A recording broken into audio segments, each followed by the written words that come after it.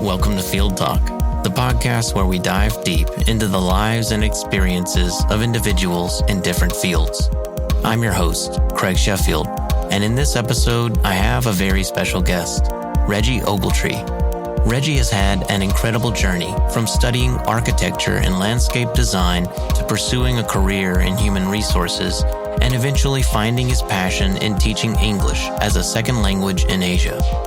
In today's episode, Reggie shares his experiences being an educator in Asia, while we brush over the challenges and rewards of teaching, the importance of caring for children, and the differences between good and bad teaching environments.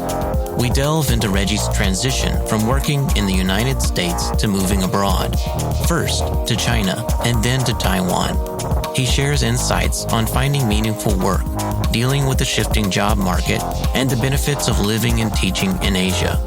Additionally, we'll hear about Reggie's perseverance, determination, and positive outlook on life as he is currently adapting to a new chapter after experiencing a life-changing event. Reggie's story is one of resilience, optimism, and a passion for teaching that transcends borders. So, sit back, relax, and join me as we explore Reggie's incredible journey and the insights he brings to the table. Let's get creative. Here we are, Reggie. How are you doing today? Better than I am most days. Okay. Yeah. That's pretty good. I mean, it's pretty chill. It's a very rainy, kind of dreary day. You said plum rains here in Taiwan. I just drove through it. Not the most pleasant of looking days, but at least it's not hot. So Right. And it's a good day to be indoors and in bed, to be honest. I guess what we're here to learn about is you and what you're all about. And let's start with how you decided to leave America. So you're from the United States. If you could let us know a little bit about like where exactly you're from, your experiences in America, and what led you out of America. First off, I want to say I'm happy you're here. Thank you, Reggie. Yeah. I'm from Alabama.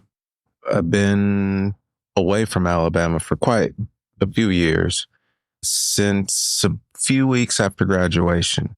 If anybody knows Division I schools and SEC football, Auburn University, I'm about 10 to 15 minutes outside of there, in a town called Opelika. That town has a community called Beauregard, appropriately pronounced Beauregard High School, named after a Civil War general. And that's where I graduated from.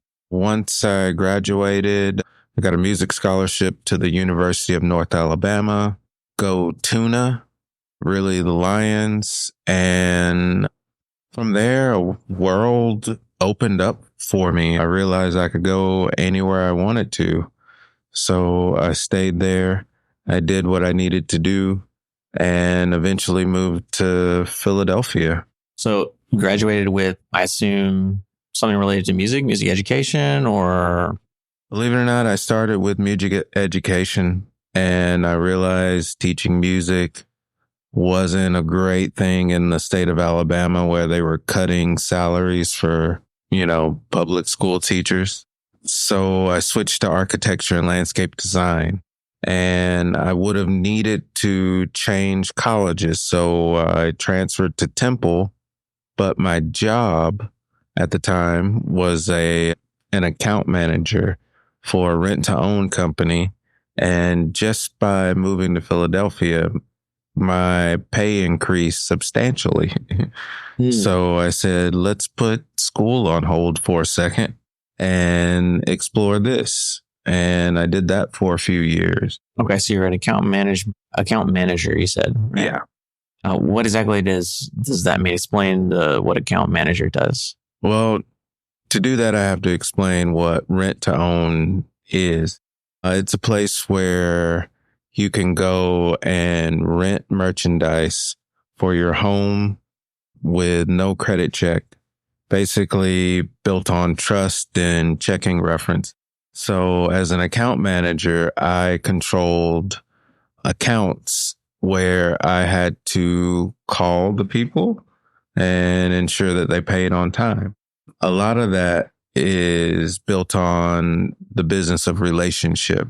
So luckily I had a good relationship with a lot of my account.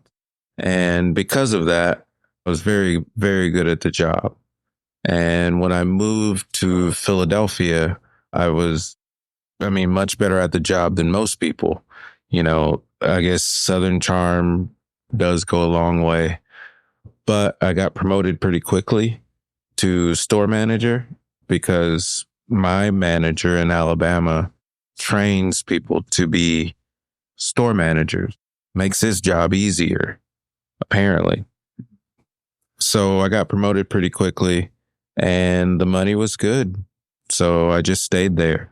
But account manager basically manages a set of people to encourage them to pay their accounts on time, service their equipment, sell them items if they need more items, and always, always beg for referrals. And you're also is there some kind of commission based on the sales? Once you get to the store manager level, you earn 20% of your total income as a bonus. Got it. Yeah. Yeah, I would say just from what I know about you, you're very easy to get along with. You're kind of always been very calm. You're very personable. I would even say you're kind of a social butterfly. I've been told that I know everybody, and many people have proved it. So I do get around, so to speak. So I think that, just it's something about your character or whatever it is. Maybe there's some Southern charm aspect to it, like you said. But yeah, there's something about it's easy to talk to you. I know a lot of people like you, they gravitate to you. So that makes sense that was a good role for you. I guess any kind of situations or important things that we should highlight or that you learned from that particular job? I did learn that people can be cruel when it comes to stuff. There's things that they think it's their stuff.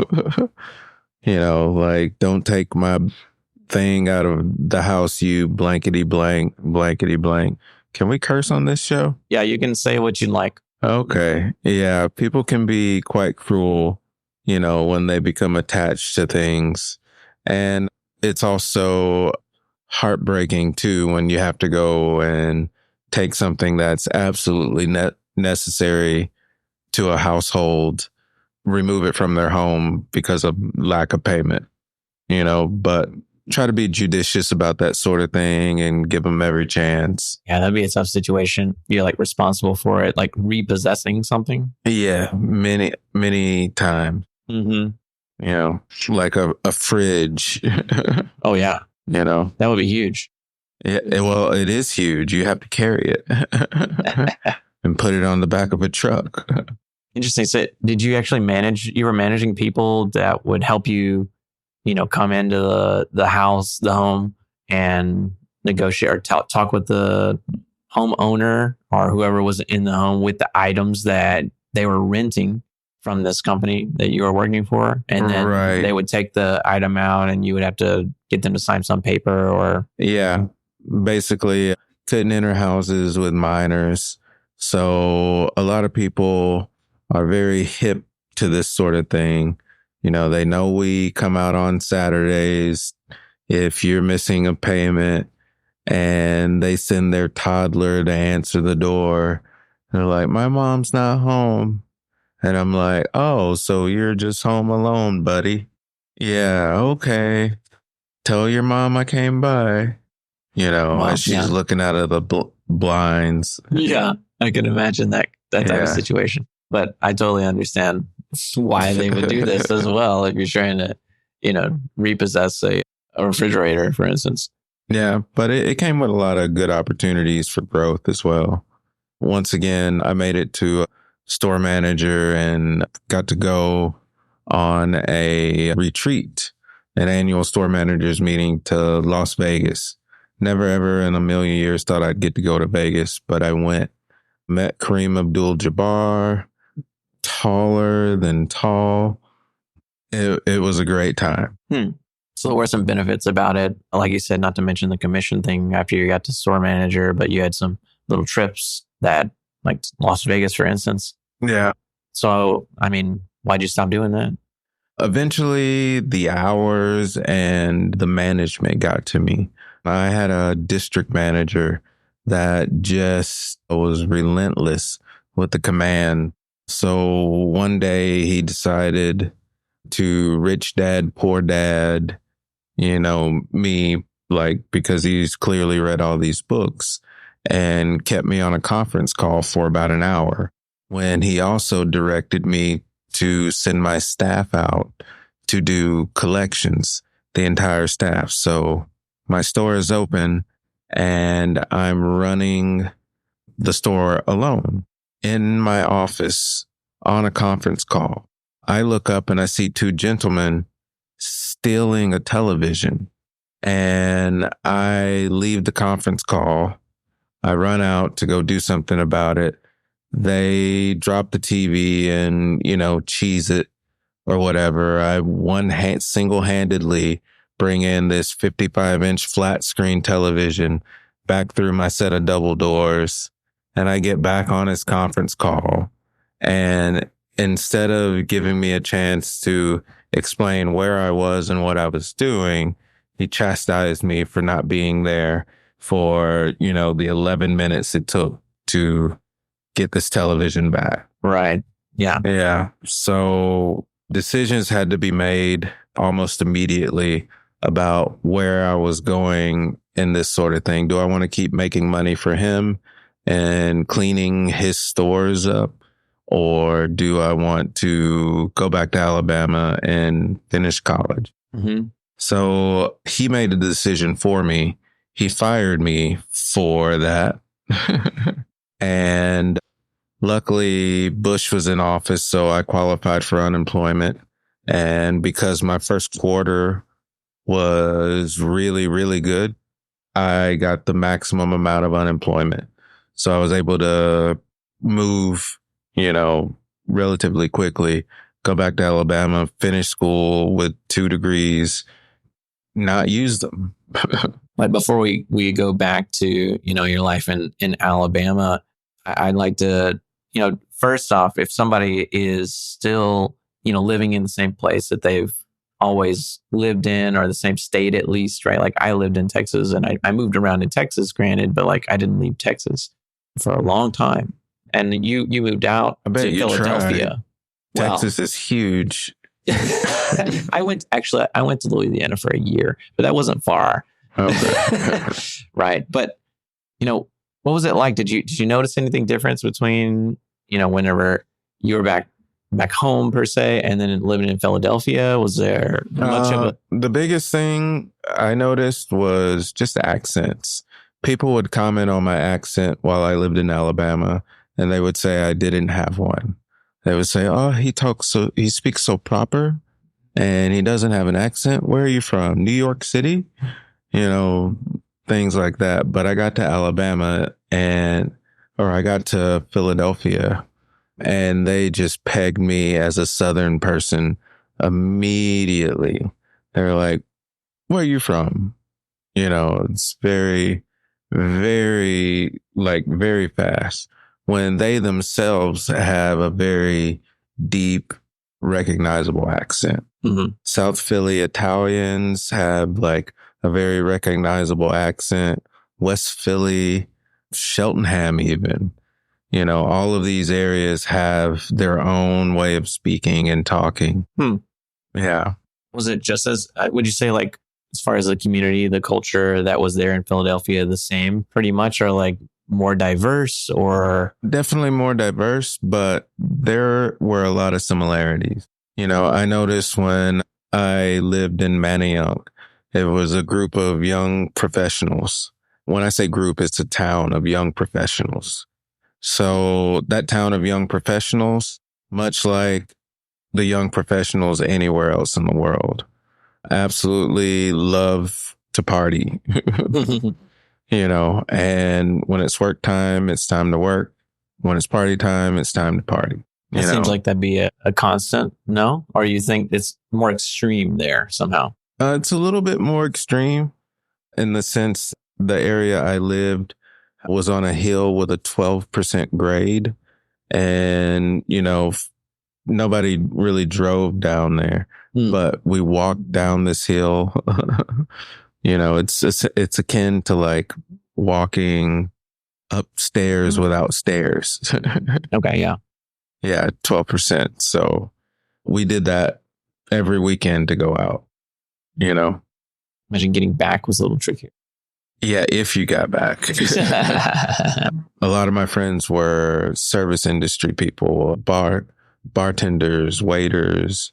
So we tended to go out a little bit later and stay out until the morning, caught up with us. I see. Okay, so when you went back to Alabama, like what happened after you got back? Did you pick up another job that was similar, or? When I got back to Alabama, I did pick up another job that was similar for a different company. And I worked there for about a year. And then I was like, I swore I'd never go back to this job again. So I definitely put in my notice, and that was it. I went back to school because A, I had the money, and B, I qualified for a Pell Grant. So I not only went back to school, I did it doubly. I did a professional management degree and global human resources, which would have qualified me to work in large scale, like manufacturing plants and things like that, or global HR, So my goal was to get back out of Alabama as soon as possible while waiting for graduation. So I did both of those two brand new degrees in the course of 2.5 years. That's summers as well, taking 20-hour courses, 20 hours, a semester, just to get finished as quick as possible. I basically lived in books while working part-time. I only chose part-time jobs that would let me study. Right. One that I actually enjoyed was at a care facility, working with intellectually incapacitated individuals overnight. So overnight, all I did was study. In the mornings, I went to my, 8:00 class, and then I could go straight home, which was great. I did that, for 2 fall semesters. Wow. I don't see how you could do like a night shift, like a graveyard type of shift. Yeah. Well, 7 p.m. to 7 a.m. Let me get to campus early. Right. To find, rare parking and 8:00 class, finish 8:00 class, go straight home to bed. Okay. I see. Yeah. Yeah. I did something similar one summer. I delivered newspapers. Oh, wow. And man, I wrecked my car twice doing that. And then I had to just stop doing it because I couldn't maintain the hours. It just was too early, too much. Yeah. So I think the way that operated was you go in somewhere around, I don't remember, 1, 2 a.m., something like that. And then you prepare all the newspapers, and then you load them up, and then you go out and deliver them on your routes. And so you're driving around at, like the worst time, like into 6, 7 a.m. at sometimes, depending on how many papers and like what the route was. And so after that, I go directly to class. Like you said, it lets you get there early. Like I can go back, I can study a little bit maybe before, go in, and you're fine. But man, it's tough to do that consistently. I just felt difficult sleeping during the day and then waking up. Unfortunately, I'm no stranger to that sort of rat race. It's really hard to get a full-time job in Alabama. I learned that right after graduating. extremely difficult. So you find yourself working multiple part-time jobs, and they don't always fit together, you know? Mm-hmm. They're not always kind to you. So it takes a little bit of finagling to find the right kind of part-time job. So you were looking for a way out, you said, Yeah. and what led you to that, or how did you discover your way out? I know you said you were struggling to find jobs. It's difficult to have any of these jobs once you graduated that you were looking for, I assume. So, Well, first off, I looked for this job in my community, like human resources, again, totally qualified. Management, probably not, because I didn't intern for that, but I interned for human resources twice. So totally qualified for that area. Just the jobs just weren't there. They're all held by senior HR staff, people who have been in these jobs for years at small companies or large companies. And if they are getting ready to head out, they've already got their successor. So before I decided it was time to go, I applied for jobs like it was my job. And I finally applied for a job at a manufacturing facility, rather small, but they worked for big companies within the community, or almost every company within the community, doing extrusion and dye work. So they had an advertised HR position. I applied for it. I interviewed for it. Interview went spectacular. And at the end of the interview, they went and showed me a position on the manufacturing floor. And that's what they offered, and I was like, this isn't why I came here, and then I found out a few weeks later that they hired one of my classmates, with just 1 degree, and I was like, I don't know if maybe I was overqualified or if they just didn't want to pay for the second degree, because we negotiated salary right there. And I was like, oh, this means I definitely got the job, and I like to think the salary was within range of, that area, and that industry. So I don't think that would have excluded me, but them hiring my friend for about the same salary that was just the kicker. That's why I decided to leave. I was like, I can continue doing this and follow, the plan, get a house, get a car, start racking up that kind of debt, and then, struggle to make payments, struggle to keep a job, watch my job be outsourced, to like smaller firms, or just leave. And about that time, a friend of mine came from Korea, and he had been out there teaching for about 3 or 4 years. And he was just like, yeah, it's really easy. All you got to do is be white and you can go anywhere you want. And I was like, okay, let me give that a try. So I couldn't go to Korea because I wasn't white. Although there are Black people in Korea working these jobs, but the requirements are really stringent. So I found a website and put my application up. And within weeks, I got a hit on Dave's ESL Cafe or whatever. I'm sure you're familiar with that site. Yeah, I definitely visited it, a number of years ago now, but I also had some luck on TEFL. There's another, is that Formosa? Yeah. I forget. T-Lit. T-Lit, yeah. Yeah. That's it. So Taiwan wasn't even on my sites. China was. Mm-hmm. I'm sorry, Korea was. Okay. But this person was from China, and he actually said, oh, you don't want to work there. You want to work in China. And he talked me into coming to China. And he actually held my hand and facilitated the whole thing. Like within a few months, I had everything ready to go. And he said, all you got to do is buy a plane ticket, brother, and you're good to go. So I said, why not? So I started making arrangements and put all my things in storage. And by fall, I was living in Shanghai. Okay. And you said it just happens in like 2 months for you? I would say less than 2 months. Less than 2 months? Wow. Yeah. And you had already been applying for jobs. You had had that disappointment with previous. I had spent about a year applying for jobs in Korea. Mainly, I wanted to go to Korea for the pay. Yeah.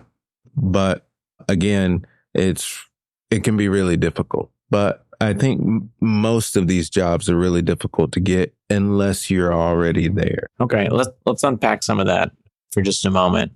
I think what I want to try to unpack a little bit more is, that stage where you were transitioning from I'm job hunting for something that I just got a degree, that would qualify me to do this thing. I paid a lot of money. I've invested a lot of time, and I'm hunting for this thing, looking for opportunities, and then being disappointed like you did. And we all know, like, sometimes it's just not a good job market out there, or maybe the area is wrong. I should have mentioned it. Like, it's Alabama, but it's a small town, and it's a college town.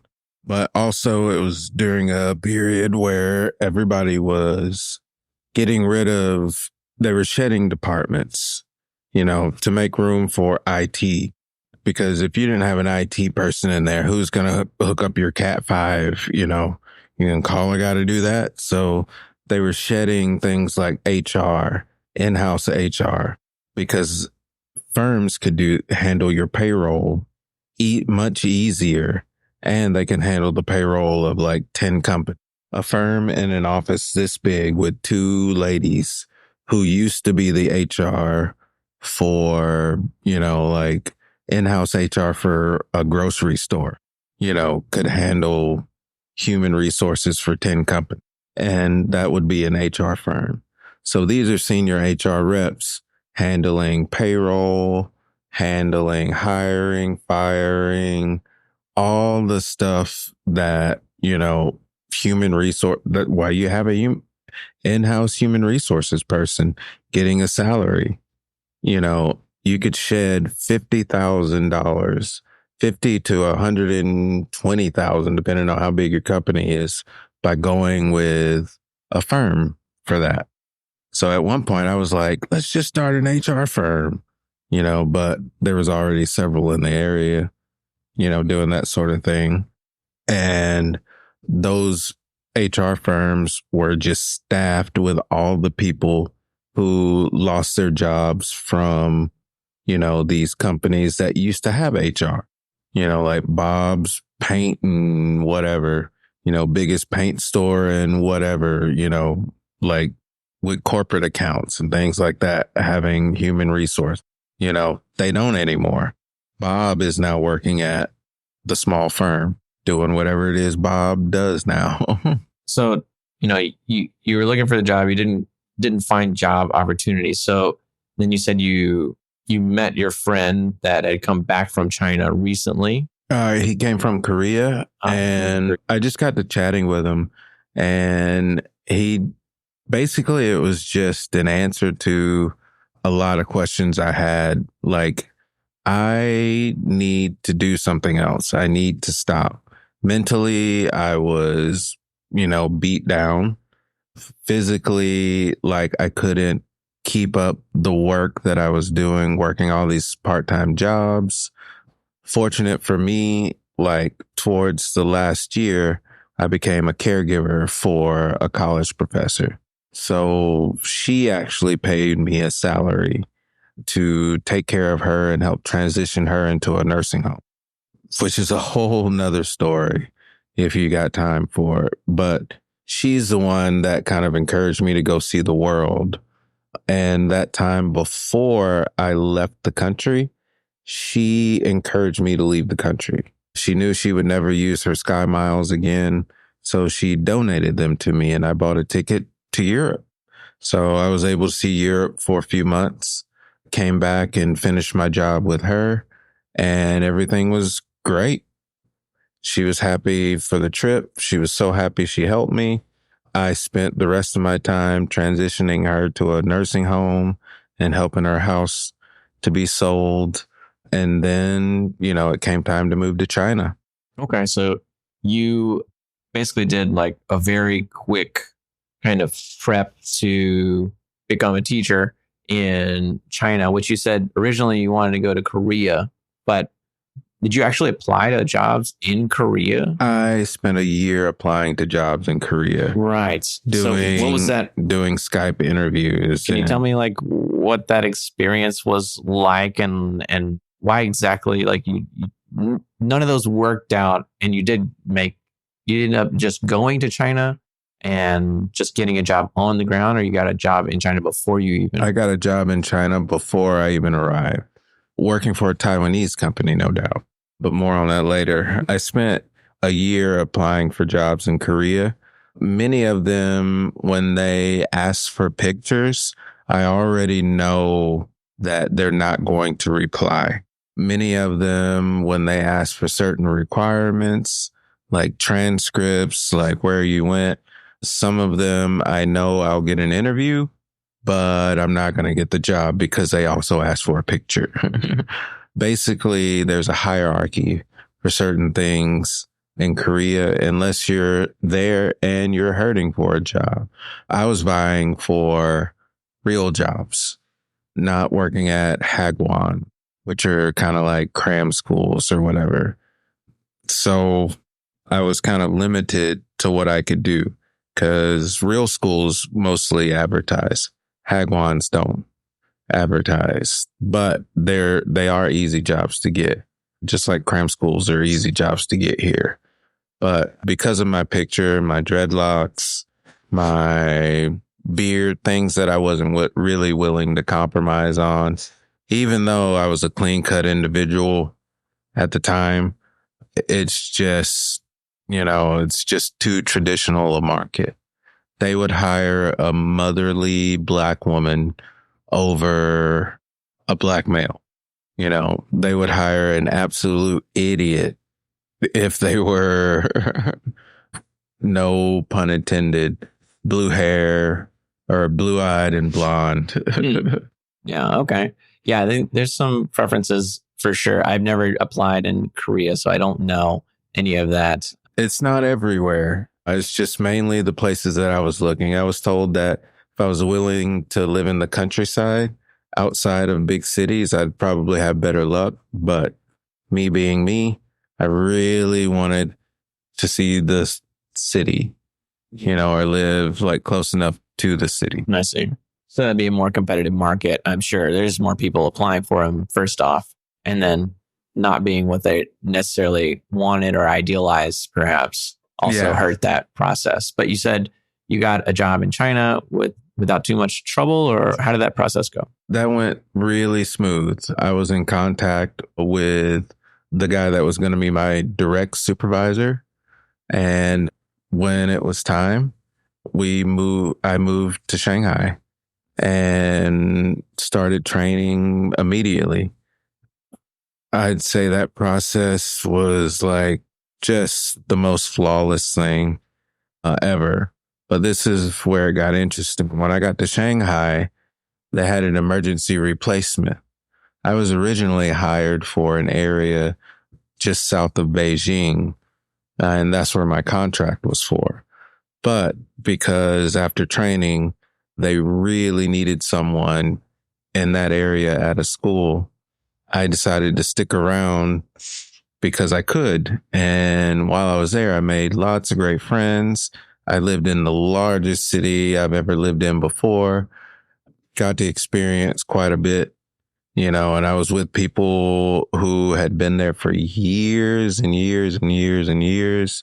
I was trained by one of the greatest guys I think ever, to train me, especially having gone through certificate courses and things like that, and seeing all this stuff that I've only, studied actually in action, and just how none of that written material, course material actually mattered. Like what really matters is getting into the classroom and being able to build relationships with the staff and the children and letting them get to know you and, just being comfortable with what you're doing. That's the most important thing. So like I got there, I started doing all that stuff. And after about 2 months living and loving Shanghai, on Christmas Day, they were like, you got to go. They shipped me to Tianjin. Tianjin? I always say it wrong, but it's just south of Beijing, if you know the area. Wow. I don't know the area. I'm not sure. Well, it is easily the most beautiful and dirtiest. It is some of the best dirty food you've ever had in your life.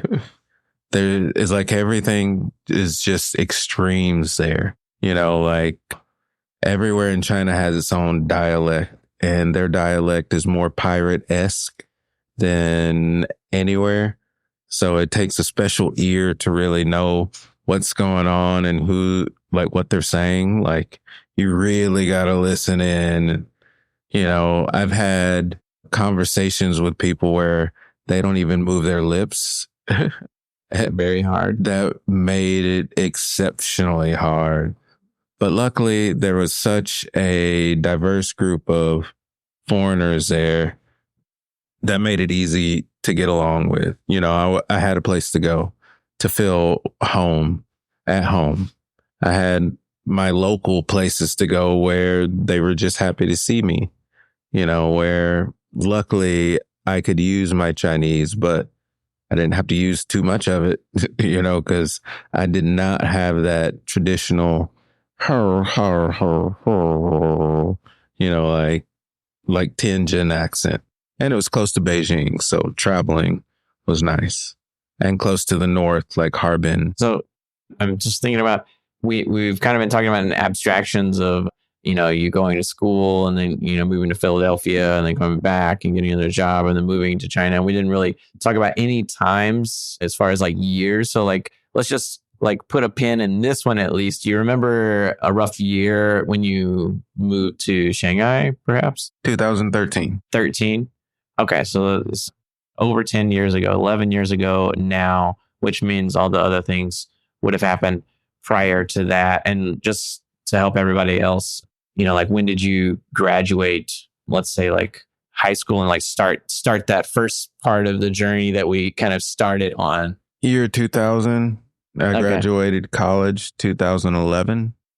Okay, cool. So that helps us like think about the progression. There's lots of stuff we're skipping over, of course, but okay. So from 2000, you did all of those other things. Went to 2011, finished those 2 degrees that you mentioned. Yep. And then 2013. So basically 2 years later, you'd gone through job applications and a whole year of trying to get into Korea. And now you've made it into China. You're in Tianjin. Shanghai for 2 months and then Tianjin. Yeah. And you said that it's kind of a land of extremes there and difficult to understand most people, I guess, that you came across. Imagine living in a metropolitan city that has chickens running around and like cows.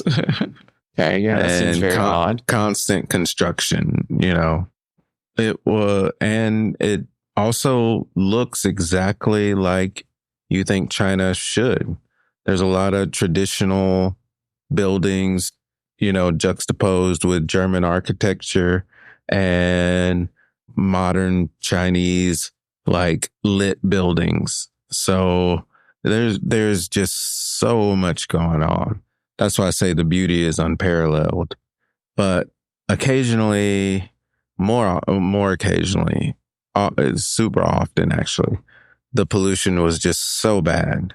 It was unbearable. I hear it's not so much a problem anymore, but when I was there, it was atrocious. And how long did you end up staying there? And can you tell us a bit about the work situation? I stayed there for about a year.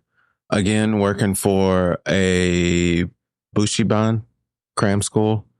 And believe it or not, when I got there, even though this guy was my supervisor, the school administration did not want me. They did not think they were getting a black guy. Luckily, my company's administration was like, you asked for a teacher, you got a teacher.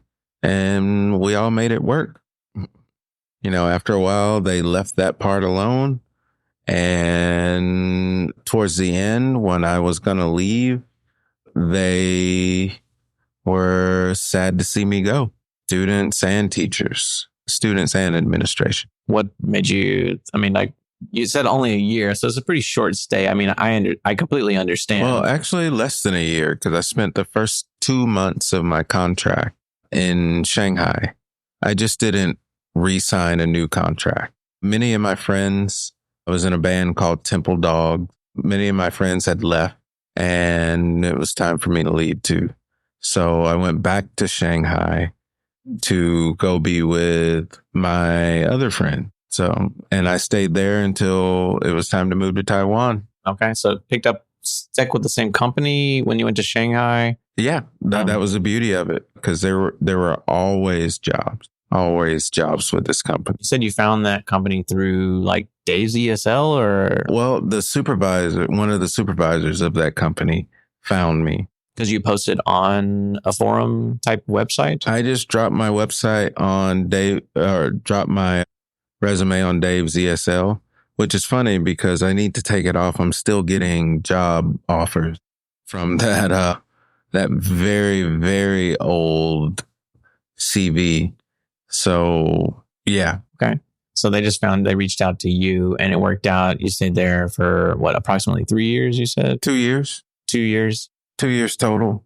And then, Taiwan. So why Taiwan? Or my roommate at the time when I was living in Shanghai for the second time, he came to Taiwan, met a woman, and they started doing a long distance relationship, which was great.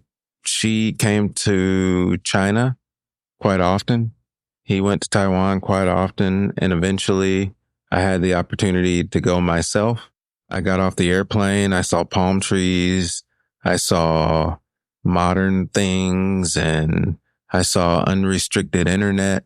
And I was like, well, this is a no-brainer, so I went back to I went back to China after a week and decided that I was going to move there. My friend was already going to move there, and there's no reason for me to stick around. So it was time to go. Yeah. Did you come directly to Kaohsiung? I did come directly to Kaohsiung, but I took a taxi to Kenting. Immediately after you arrived, or what? Immediately after I arrived. And I stayed there for 2 months working at a friend's hotel. My friend's girlfriend / fiance / wife / ex-wife's hotel. Okay. Yeah, that's interesting. I know there's a few of our mutual friends have some like interesting work situations. Whenever they first arrived, they weren't teaching, they were working at hostels and doing this type of it's kind of funny though, that since you were teaching previously and you came into Taiwan and started working at a hotel. Well, I felt like I needed a break, going from 1.5 hours to commutes to like no commute. I just needed a little break.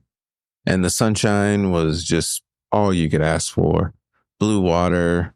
I just wanted to be able to soak all that in. I didn't want to jump back into work immediately. Plus, I wanted to get my bearing. I didn't want to just find a job. I wanted to find, something that was more than suitable for me. Because before I moved to Taiwan, I also applied for jobs here, and I applied for a couple of companies, and one of them just kept telling me how conservative Taiwan was and wanted me to cut my dreads. And I was like, that's not gonna happen, It's just not in the cards. And meanwhile, I was talking to some people who ran blogs here, And they were like, all you have to do is just get here, and like, not only will you find a job will most likely find you, especially around here. Cause, you've been here long enough to see people come and go and come back and go. And there are certain seasons for going, certain seasons for coming, COVID aside. Yeah. Okay. Yeah, that makes sense. I mean, for anybody listening, you don't know, Kunding, I guess, is, it's a tourist, even for Taiwanese, I would say, they go down there to kind of vacation. I mean, it's not very difficult to get to. It's still on the west side, which most of the population, a vast majority of Taiwan lives on the west side of the island. And if you got a car, it's not hard at all from Kaohsiung, particularly. We have an airport in Kaohsiung, so you can fly in, you can like drive down probably an hour and a half? 2 hours with 2 hours? Traffic. Yeah, so it's not hard to get to. 45 hours on a holiday. And there's, like I said, there are beaches down there to hang out on. Well, it's where people who live on an island go be on an island. Yeah, unless you go to the East Coast, and then it's a little bit even more remote. Yeah. Some nicer things on that side as well, but it's just a little bit more out of the way. Okay. So you ended up in Taiwan. You said, you followed a friend, kind of followed a friend here, but you had an impression of it after you arrived. And you liked it immediately. Basically, you worked in the hotel, you said, with your friend? Yeah. Doing menial tasks like cleaning rooms, fluffing pillows, fishing condoms out of hot tub, that sort of thing. Okay. What kind of hotel was this? Just a normal hotel, I guess? Just a normal hotel, not a love hotel. Love motels that's an interesting thing. If you ever come to Taiwan, you can ask for a love motel, and they have these themed rooms with they'll have sex chairs in there. They'll have walk-in hot tubs kind of situation. They'll think it's mirrors on the ceiling. Who knows? All kinds of different things. You can drive your car right in and then close the garage door after you, so nobody knows what's going on. Yeah. Who or what is going on, and then check out. And they do by hour, from what I understand, during the day for sure, or overnight. But it wasn't one of these type of situations. No. This was a boutique hotel. Okay. Yeah, very, very fancy. Koi pond in the front, gravel driveway. And I was just responsible for doing whatever my friend asked me to do, which was usually cleaning windows, helping out the staff. I do remember one odd job. I politely told them there was a snake out front, and everybody goes crazy. They bring me a pillowcase and a snake catching tool and send me outside to go get this snake. And I'm just like, no, did not just get promoted to snake handler. You sent me outside to rake, and that's what I'm going to do. Okay. So they expect you to do a lot of different tasks here. Yeah. Basically. But I basically did that while I was looking for perfect job up here. And I found the perfect job at a place called, I shouldn't even mention the name, but you shouldn't call yourself this school if you're not that great. Okay. Yeah. But I worked at that school for a year, and it turned out to not be great. Then I worked at another school for a year. For 4 years. And then I learned to start working for myself, developing my own material, finding my own clients. And that's what I decided to do with the rest of my time here. I wanted to do that and teach conversational English for free. And how did that, why did you stop teaching at the bushibans? There's cram school type of situations that most foreigners that come here will end up getting a job doing that, even though now they are hiring for public school teachers as well. And, this international opportunity, if you're looking to become a teacher in another country, right, you can look into these things. But in Asia, for sure, these after-school programs, bushibans, cram schools, whatever you want to call them, are very popular. So it's quite easy to get a job on the ground. But, you decided to move away from that? Was there any particular reason or? Well, I stopped because they stopped. The school that I spent about 4 years at, being underpaid and overworked, basically during COVID, furloughed me. They did not give me work when everyone was going online. They said they weren't going online because the parents wouldn't handle it. The parents wouldn't accept it. But turns out they eventually went online because they made the Taiwanese staff do it. So I wasn't getting any money for 2 years, 3 years.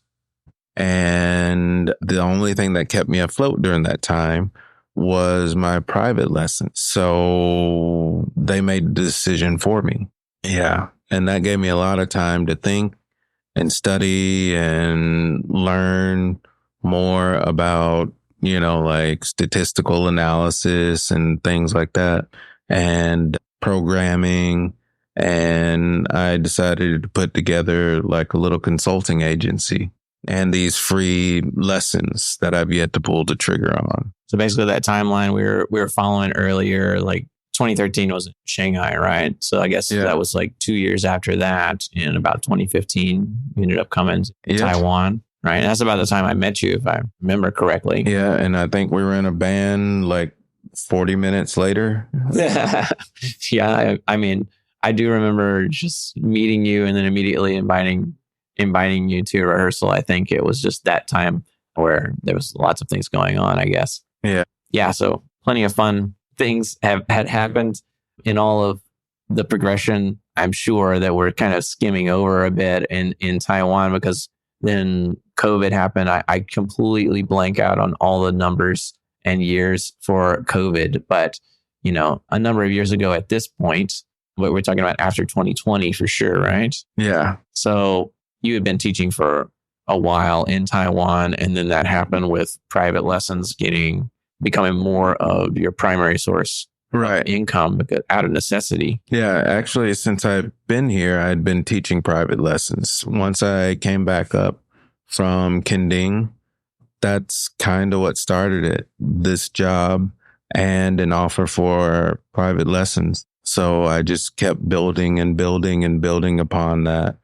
and word of mouth, and got better at what I was doing and became highly recommended among certain circles. Mm-hmm. Yeah, people make great income. I did it for years doing music back in the States. So I found it very frustrating personally, but I was also very young and not terribly passionate. Well, I loved it because like the ball was in my court. I could choose to accept a student or not.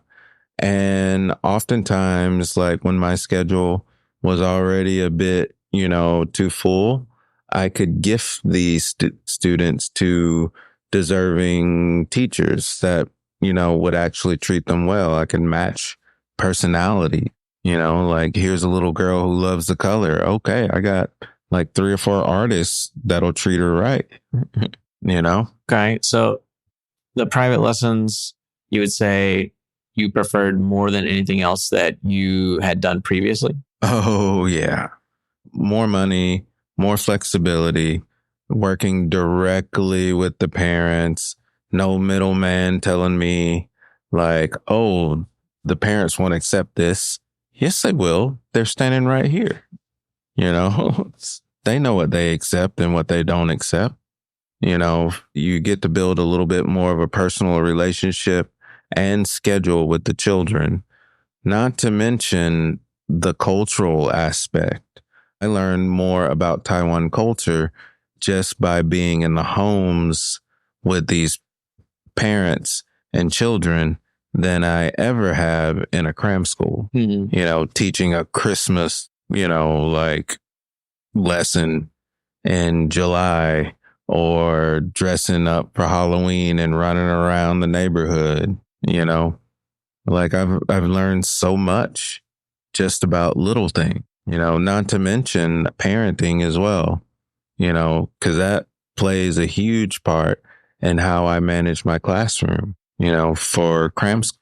So, we talked about all these professional kind of jobs, different roles, all the fields that you kind of covered in, your background going all the way up into, kind of present day now. And we are currently, if you can't hear the background noise, I've done an amazing job of cutting it out, but there's been plenty of instances during this recording where we have different sounds going on, and we are sitting here in a hospital doing this recording. So I was going to ask if you'd like to share anything about, moving through teaching privately. We already talked about COVID and how that was tough for you in particular, but everybody, and what happened, what was it now? Was it about a year ago that kind of led up to position now here in the hospital? It's Chung Hong Hospital, right? Yeah. So June 24th, I broke my neck, broke it almost clean off, like broke it about as bad as you could break it. I had a complete spinal cord, fracture, severed it, like whole 9 yards. So I'm essentially a quadriplegic or tetraplegic. They're both kind of the same, but industry term. Basically, I have no feeling below the midline of my chest. And since June, it's just been a lot of hospital, surgery, nursing, surgery, more nursing, hospital, more surgery. And now we're getting to the point to where there's a lot of therapy to help get my strength back. But 5 months of bed rest has completely weakened me to a state that it's going to be really tough to get out of. So I'm working on that before I get booted from Taiwan's glorious hospital system, which is next month. Right. So there's like a time limit on the amount where you can stay within the hospital systems, like you said. Yeah. Fortunately, I can stay on this side of the hospital for as long as I like, as long as I reapply. But what I really need is intense therapy, which is what is going to end in June of this year, the anniversary of my accident. So I'll be able to do outpatient therapy, just not inpatient therapy. One is more intense at 11 times a week. The other is less intense at 3 times. Yeah. But essentially broke my neck and been trying to relearn to use my arms and hands again after healing from several surgeries. Yeah. And you've been here for pretty much, every week of it for the last couple months. Yeah, for sure. Yeah. I remember seeing you, a little after first, I guess, surgery. Yeah. So that was a while ago now. Doesn't feel like that long somehow. But so, there's obviously that's like a big life shift that's happened recently. And then you have a whole new bag of things to deal with, from this circumstance that's happened to you. And then even more things will change inevitably, of course, such as not being able to get the same therapy because you can't stay in the hospital system. So you're working on finding other places to do the therapy, right? Mm-hmm. You can stay here for, I guess, as long as you like, so long as you reapply. 90 days at a time. Mm-hmm. So 90-day burst, But hopefully in 90 days, I will have figured out something, even if it's like living just outside of this hospital, doing, outpatient therapy. And, what, I don't know what I can ask you as far as like, your experience of this thing. Like it would be difficult for, any of us to imagine ourselves, in this position. I think just if you haven't experienced that thing, there's not really any practical way, you can understand what it's like going through that. It's really hard to describe. Like frustration, I try to just keep it all down to one word, but frustration, gratitude, joy, sorrow, time machine. Time machine? Yeah. Oh, right. Yeah. So like there's just fleeting moments of like, all of these. I try to keep the sorrow to a minimum because I have so many amazing people surrounding me, at all times. At all times. They're here, even on the internet. Some are currently fighting, but but you take the good with the good, because I imagine there's good in everybody. But being here has given me a lot of time to think and a lot of time to catch up on reading that would have been assigned in high school and college, and I would have never listened to it or, opened the book. But, it's given me a lot of time to think about priorities and, what should come first and what should just, wait. So it's teaching me a lot of patience because there's nothing more frustrated than wanting to handle a piece of paper that is yours because it has your name on it, but 5 people are passing it around, looking at it first, and like, can you just give me that? Oh, wait, I can't. Can you just hold that in front of me? Right. So the frustration is very real, but I can handle it because I like to think a lot of the skills that I've learned over my life are transferable to my new lifestyle. This is a lifestyle. I'm going to have to change everything about the way I live now, and I'm absolutely ready to do it. I just got to get out of this hospital. Yeah, I know that you recently, somebody else who's been one of our mutual friends has been helping you apply to a job, another teaching position. And I think, that's still an option for you if you'd like to continue teaching. So is that something like you want to continue on, or have you thought about any other options? I absolutely for sure want to continue working in the education sector. Here, I love it. It's been very, very good for me. That combined with the cost of living here has just afforded me the type of life that I could have only dreamed of in the United States. To take a vacation to Singapore, to meet some buddies from the States would have that'd never happen, like in the States, or, a jaunt to Japan or something like that.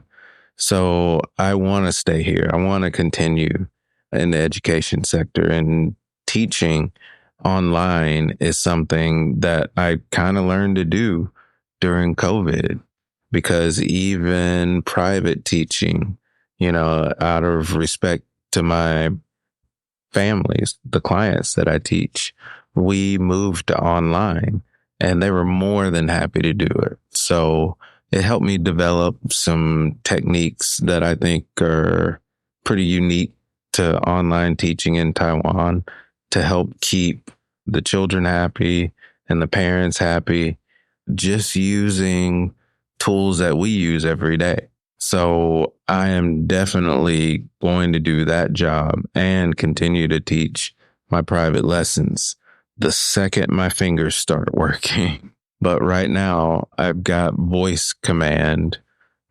accessibility feature on iPad almost 100% learned, or it's got me, like trained a bit. But between that and some of the newer stuff coming out in iOS 18, I'll be able to teach anybody anything and use an iPad fluently, or use this tablet fluently. I don't want to endorse them. Sure. Yeah. I mean, you just had more experience with that particular device, right? And so you're learning the ins and outs, just like any other program. If anybody could stop for a second and think about, like, have you used any of the accessibility features, or like what those accessibility features? The only things I've tried to use are some type of a voice command to like do some scheduling on my Android phone.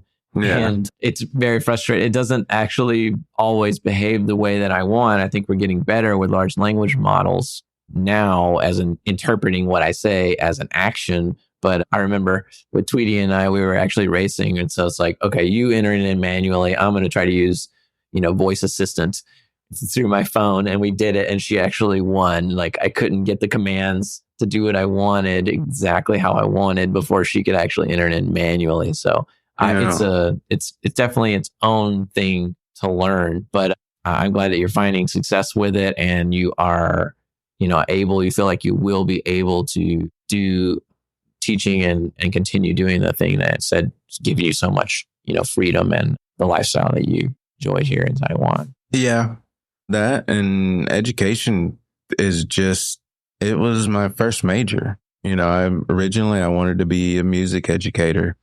And, things have come kind of full circle. Yeah, I've got 2 business degrees, but, things have come full circle with education. I absolutely adore working with some of the children that are my private students because they've been my private students for years, years upon years. I've watched them grow from snotty nose, like little boys to like snotty nosed preteens, so like it's brought me a lot of joy. Yeah, I would say I concur with all of those things. The times that I've spent in some of the schools, longer periods of times, been very enjoyable because you can keep the student for that length of time where you get to see them progress, as an individual, academically in many different areas of their life. And if you're at home, you can see them in a different scenario, right, with their family and get to know them on a different level, perhaps. So yeah, it's satisfying in that way for sure. And from a consulting level, like you just hit the nail on the head. Like turnover is ridiculous here for some schools. And a lot of schools don't realize how much that's hurting them, and you're inflicting temporary trauma on a student. You just ripped somebody that they see and know and like away from them, Yeah, it's not easy when you leave the environment. I think all teachers kind of feel like that. And I imagine it's exactly the same for a student. And I'm assuming that they enjoy the teacher. Yeah. But yeah, not fun in that way. And it does happen quite a lot. Yeah. For serious serial teachers, especially one that's an empath, such as myself, it's quite difficult to, like have students for a year and want to learn and grow with them. And something as simple as like, we're not going to sign your contract, re-sign your contract, like you're like, what? Are you going to give me time to say goodbye to all these children? Because, that's important to me. And, eventually it'll be important to them. They're like, no, we don't want you giving out emails or, stickers or candy or, I'm like, what is happening here? This is that school that's not so great I was telling you about. Right. Yeah. I feel like a lot of those are just a management. It's just like how they view the business in general. They view it as more of a business than like a place of learning or, like you said, development. Yeah. I'm like, let's all care a little bit about the children. Mm-hmm. It's a bit of a money. You can tell, it doesn't take too long to figure out which ones are which. Usually. Exactly. So yeah, do pay attention if you're looking to get a job, such as we have, or we have teaching in a cram school. There are good ones and there are bad ones. And is there anything that you could tell us about, like what to look out for whenever you go in to interview at a place, or what kind of questions you might ask to determine? Well, I guess the most important thing is to remember that you're an hourly employee. So they'll talk about salary and contracts and things like that, but that doesn't really matter. Like there's no contract negotiation. You're an hourly employee. You should get paid for your time. You really should get paid for your travel time. With my private students, I pay myself for my travel time. But luckily, I'm in a position to where I can give that money back, pour that money back into resources for not just the child, that family. So, it's like, it's a cyclical process that enriches both of us because it makes my job easier when I have a fresh flow of material for them. It makes their job easier because, well, the parents get a break and the students, are always intrigued. They learn to love to learn. They develop lifelong learning skills that go on and on and on. So question number one, like, don't let them pay you too little. Question number two, like, ask them, like, what happened to the last teacher? Like, no, that's it. Like, interview them just like they would interview you, because that's important. Question number three is, what's the class size? Some people aren't equipped to handle 20 students.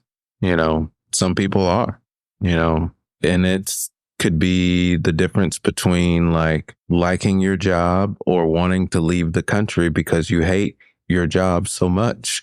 And this is a wonderful place to be. Yeah, I would say if I added anything, just riffing off of what you were kind of saying and thinking about like, how does a school handle discipline problems?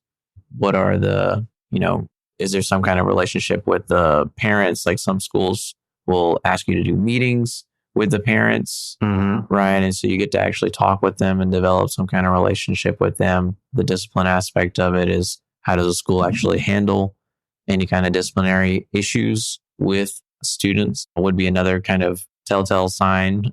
If they had a policy, if they had any kind of rules at all, that would be great. Yeah. If they don't necessarily have any standard procedures for how to do those things, that's probably a red flag, as in they probably do whatever they can to keep the student basically. Yeah. But yeah, well, I mean, we've covered quite a lot of stuff. I know, man. We've been all over the place, but we've literally been all over the place.